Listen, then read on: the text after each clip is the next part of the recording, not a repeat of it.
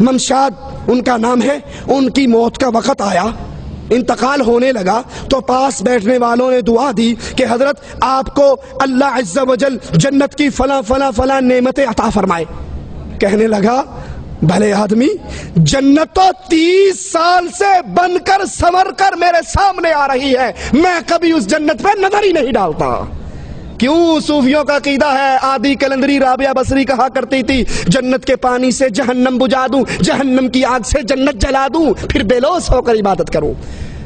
یہ صوفیت کی دعوت ہے، یہ رہبانیت کی دعوت ہے۔ رسول اللہ صلی اللہ علیہ وسلم نماز کے دوران 2 قدم آگے بڑھے، پھر 2 قدم پیچھے ہٹے۔ صحابہ نے کہا آپ آگے کیوں بڑھے، پھر آپ پیچھے کیوں ہٹے؟ کہا مجھے اللہ عز و جل نے جنت دکھائی، میں اس کی خواہش میں آگے بڑھا، پھر رب نے جہنم دکھائی، میں اس کے ڈر سے پیچھے ہٹا۔ اور قرآن بیان کرتا ہے یدعون ربہم خوفا وطمعا، اہل ایمان اللہ کی جنت کی لالچ میں آگے بڑھتے ہیں اور جہنم کے ڈر میں، ان 2 کے درمیان رہ کے اللہ کی عبادت کرتے ہیں۔ یہ عقیدے کہ ہمیں جنت کی ضرورت نہیں، ہم جنت کو دیکھتے نہیں، ہمیں جنت کی طلب نہیں، یہ عقیدے محمد رسول اللہ کے عقیدے۔ آپ نے تو بدر میں صحابہ سے کہا تھا قوموا الی جنت عرضھا کعرض السماء والارض، اٹھو اس جنت کی طرف دوڑ لگاؤ جس کی چوڑائی زمین و آسمان کے برابر ہے۔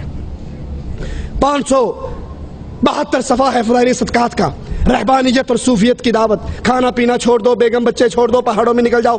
کہتے ہیں ایک بزرگ کی دلیل کوئی نہیں، کون تھا، کب مرا، کب پیدا ہوا، نام کیا تھا، کچھ نہیں، بس ایک بزرگ کی باتیں کرتے ہوئے اس کو اسلام کی دعوت دی۔ اس نے کہا کہ ہمارے نبی عیسیٰ 40 دن تک فاقہ کر لیا کرتے تھے، اور یہ بات معجزے سے ہی ہو سکتی ہے، ویسے تو نہیں ہو سکتی۔ اس صوفی صاحب نے کہا اچھا اگر میں 50 دن کا فاقہ کروں تو مسلمان ہو جاؤ گے؟ کہا بڑی بات ہے، اب تو نبی عیسیٰ سے بھی بڑھ جاؤ گے تو مسلمان ہو جاؤں گا۔ 50 دن تک نہ کھایا نہ پیا، فاقہ کر کے گزارا۔ کہا یہ تو 50 دن تیرے کہنے پہ تھے، لے اب 10 دن اور فاقہ کر کے دکھاتا ہوں۔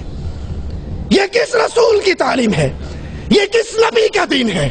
یہ قرآن کی کون سی آیت سے ثابت ہوتی ہے اور رسول اللہ صلی اللہ علیہ وسلم کی کون سی حدیث سے ثابت ہوتی ہے؟ نہیں، بلکہ یہ دعوت رسول اللہ صلی اللہ علیہ وسلم کی دعوت کے خلاف ہے، یہ رہبانیت کی دعوت ہے۔ 588 کا حوالہ سنیے، یہی فضائل صدقات کہتے ہیں جنید بغدادی نے کہا ہمارے سری سختی جو پیر تھے 98 برس تک کسی نے اس کو موت کے علاوہ بستر پہ لیٹے ہوئے نہیں دیکھا، 98 برس تک کھڑے ہو کر عبادت کرتے رہے۔ اس کی کمر تھی یا کوئی اوریجنل قسم کا لینٹر ڈلا ہوا تھا؟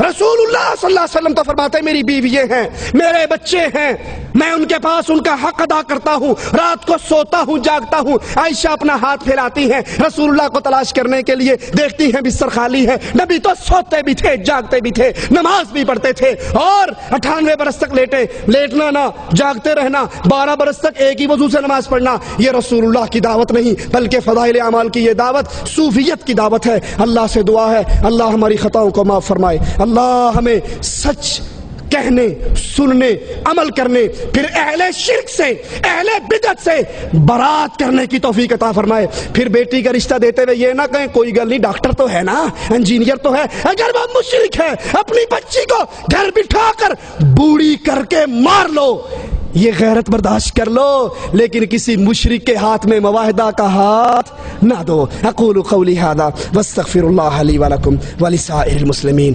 فاستغفروہ انہ هو الغفور الرحیم۔ جزاکم اللہ خیر۔ حضرات ابھی سماعت فرما رہے تھے آپ فضائل اعمال کی حقیقت کے عنوان پر فضیلت شیخ توصیف الرحمان کو، نہایت ہی علمی اور وہ گفتگو آپ نے سماعت فرمائی ہے جو کہ اہل جدہ میرے خیال سے اس سے پہلے بھی شیخ کی تقاریر اس موضوع پر حالانکہ موجود ہے، لیکن چونکہ ہمارے پاس ڈاکومنٹیشن کی شکل میں ہم یہ چاہ رہے تھے کہ اس پیغام کو یہاں سے پوری دنیا کے لیے تیار کیا جا سکے، اور یہ ایک بار پھر ہمارے پاس ایز اے ڈاکومنٹیشن۔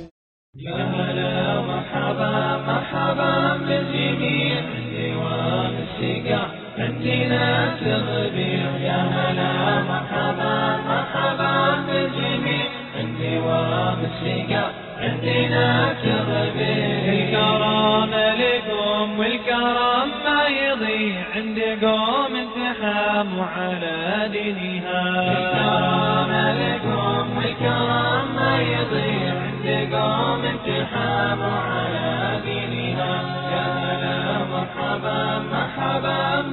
الجميل عندي وام السقا عندي